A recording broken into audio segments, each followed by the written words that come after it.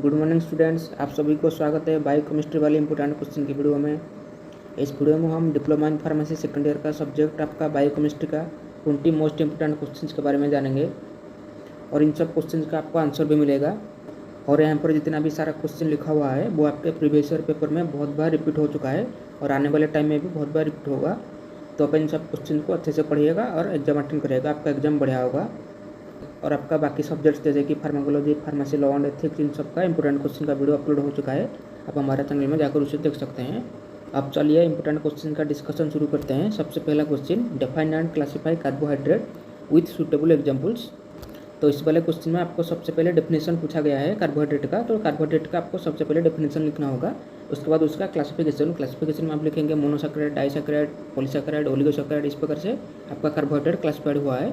उसके बाद एग्जाम्पल्स भी आप वहाँ पर देंगे, जैसे कि मोनोसैकेराइड का एग्जाम्पल है आपका ग्लूकोज, फ्रुक्टोज, गैलेक्टोज, इस प्रकार से आप एग्जाम्पल देंगे वहाँ पर।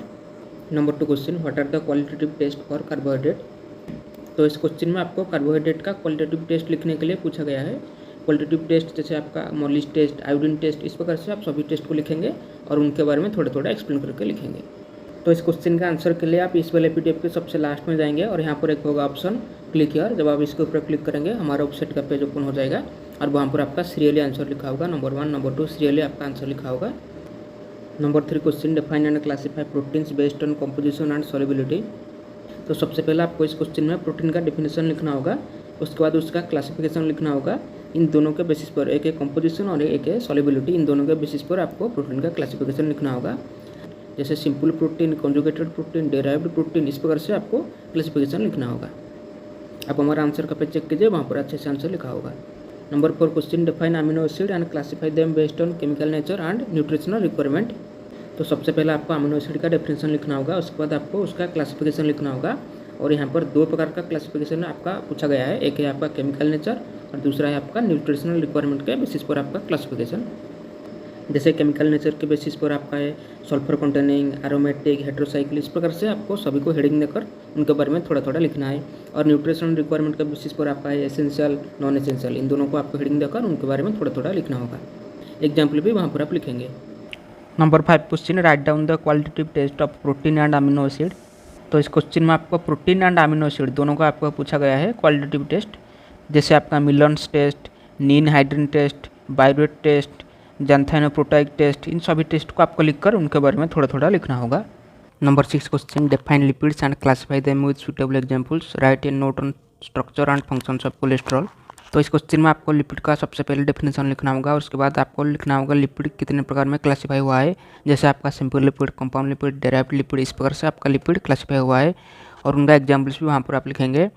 और उसके बाद आप कोलेस्ट्रॉल का स्ट्रक्चर बनाना और उसका फंक्शन लिखना। कोलेस्ट्रॉल हमारा बॉडी में किस तरह से हेल्प करता है उसको आपको लिखना होगा फंक्शंस में, और स्ट्रक्चर आपको कोलेस्ट्रॉल का केमिकल स्ट्रक्चर आपको बनाना होगा कोलेस्ट्रॉल का। Number 7 question, what is triglyceride and discuss the chemical properties of triglyceride. तो इस क्वेश्चन में आपको सबसे पहले ट्राइग्लिसराइड का एक डेफिनेशन लिखना है, उसके बाद उसका केमिकल प्रॉपर्टीज लिखना है। केमिकल प्रॉपर्टीज में हम लिखेंगे हाइड्रोजनेशन, सपोनिफिकेशन, रैंसिडिटी, इस प्रकार सभी केमिकल प्रॉपर्टीज को आप लिखेंगे और उसके बाद उन सबको एक्सप्लेन करके लिखेंगे। Number 8 question, describe the structure of DNA and it's functions. तो इस क्वेश्चन में आपको डीएनए का वाटसन एंड क्रिक मॉडल के अनुसार जो स्ट्रक्चर है उसको आपको लिखना होगा और उसके बाद उसका फंक्शंस लिखना होगा। डीएनए का फंक्शंस क्या है आप उसको लिखेंगे। Number 9 question, define enzymes and classify them according to the IUB system, discuss the factors affecting enzyme activity. तो इस क्वेश्चन में आपका सबसे पहले एंजाइम का डेफिनेशन पूछा गया है। आप एंजाइम मतलब क्या समझते हो उसका एक छोटा सा डेफिनेशन लिखेंगे। उसके बाद international union of biochemistry system के अनुसार जो क्लासिफिकेशन है एंजाइम का उसको आप लिखेंगे, जैसे हो गया ऑक्सीडोडिडक्टेज, ट्रांसफरेज, हाइड्रोलेजेस, इस प्रकार से आप क्लासिफिकेशन लिखेंगे। उसके बाद कौन कौन से फैक्टर होते हैं जो एंजाइम की एक्टिविटी को अफेक्ट करते हैं उन सब के बारे में लिखेंगे, जैसे हो गया आपका enzyme concentration, temperature, substrate concentration, इस प्रकार से सभी को आप लिखेंगे और उनके बारे में थोड़ा थोड़ा लिखेंगे। Number 10 question, define vitamins and classify them, discuss the dietary source, functions and deficiency disease of vitamin A, C, D, K. तो इस क्वेश्चन में आपको सबसे पहले विटामिन का डेफिनेशन पूछा गया है, उसके बाद उसका क्लासिफिकेशन पूछा गया है। क्लासिफिकेशन हम लिखेंगे vitamin is classified as fat soluble vitamin, water soluble vitamin. उसके बाद आपको डाइटरी सोर्स बताना होगा, फंक्शंस बताना होगा, डेफिशिएंसी डिजीज बताना होगा। इन चारों विटामिन का आपको ये डाइटरी सोर्स, फंक्शंस और डेफिशिएंसी डिजीज इन तीनों बताना होगा। Number 11 question, describe the glycolysis pathway and it's energetics.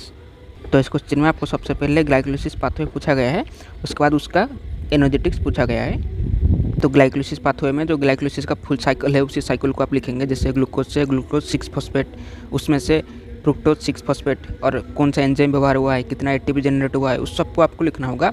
उसके बाद आपको एनर्जेटिक्स लिखना होगा। एनर्जेटिक्स मतलब कितना एनर्जी आपका निकला है, जो एटीपी के फॉर्म में आपका एनर्जी निकलता है वो कितना आपका एनर्जी निकला है, जैसे 5 एटीपी 7 एटीपी कितना आपका एटीपी निकला है उसको आपको कैलकुलेट करके बताना होगा।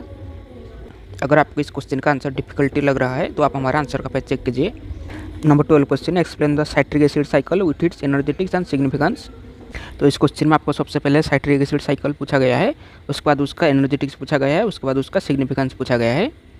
साइट्रिक एसिड साइकिल का और 2 नाम है, जैसे हो गया TCA साइकिल, क्रेब्स साइकिल, ये आपका दूसरे नाम में भी आपका एग्जाम में पूछा जा सकता है।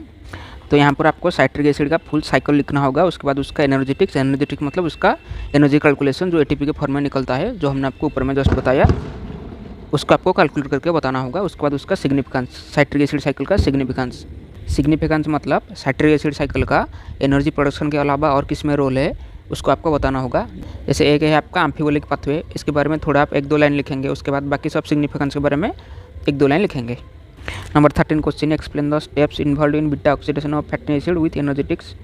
तो beta oxidation of fatty acid को आपको एलाबोरेट करके लिखना होगा, उसके बाद उसका एनर्जेटिक्स कैलकुलेशन आपको लिखना होगा। एनर्जेटिक्स कैलकुलेशन में आप पाल्मिटिक एसिड को व्यवहार करेंगे। Number 14 question, what do you mean by urea cycle and explain the steps involve in synthesis of urea. तो इस क्वेश्चन में आपको सबसे पहले ये पूछा गया है, आप यूरिया साइकिल मतलब क्या समझते हो।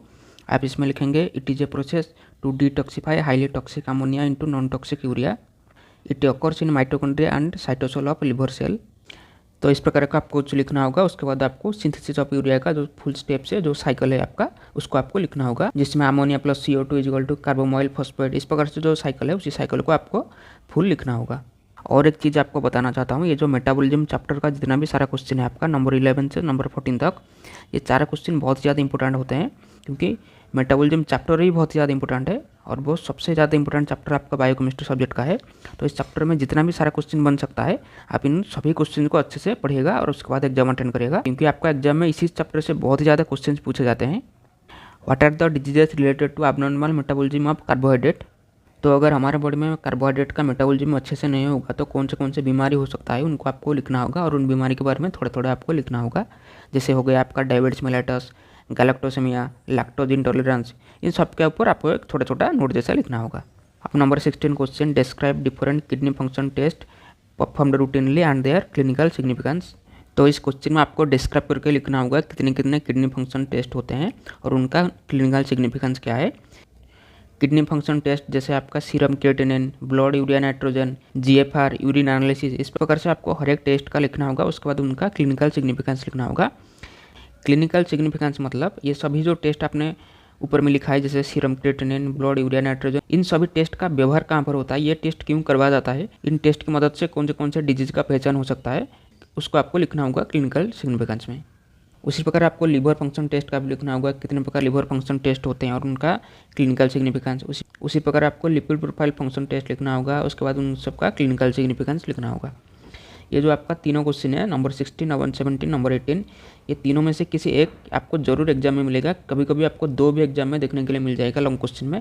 ये तीनों क्वेश्चन का आंसर थोड़ा लंबा हो सकता है, इसलिए आपको कई बच्चे हो सकते हैं जो इस क्वेश्चन को स्किप कर लेंगे, लेकिन आपको ये तीनों क्वेश्चन बहुत ज़्यादा इंपॉर्टेंट है, इन सबको आपको बढ़िया से पढ़ना है, नहीं तो आपको एग्जाम में बहुत प्रॉब्लम आ सकता है। Number 19 question, describe the abnormal constituent of urine and their clinical significance. तो इस क्वेश्चन में आपको एबनॉर्मल कॉन्स्टिट्यूएंट ऑफ यूरिन लिखना होगा और उसके बाद उन सबका सिग्निफिकेंस लिखना होगा।